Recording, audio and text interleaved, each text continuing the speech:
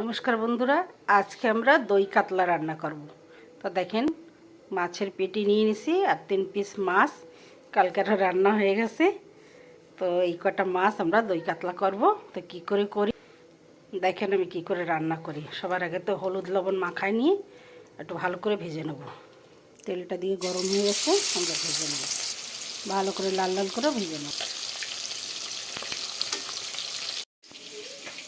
আমাদের দই কাতলার জন্য একটু রসুন নিচ্ছি, একটু আদা আর একটা টমেটো, বড় বেশ একটা টমেটো, এটা মিক্সার জারে পেস্ট করে নেব।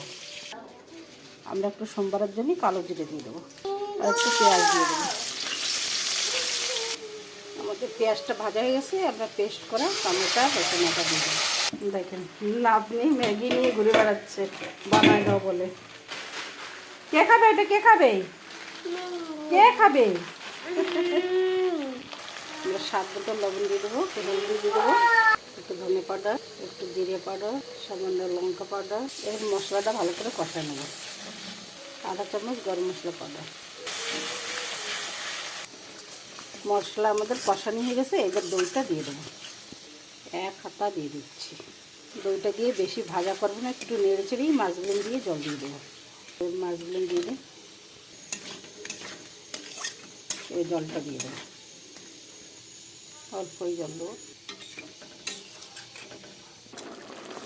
আমাদের সবজি দই কাতলা প্রায় হয়ে গেছে, আমরা এবার নামায় নেব।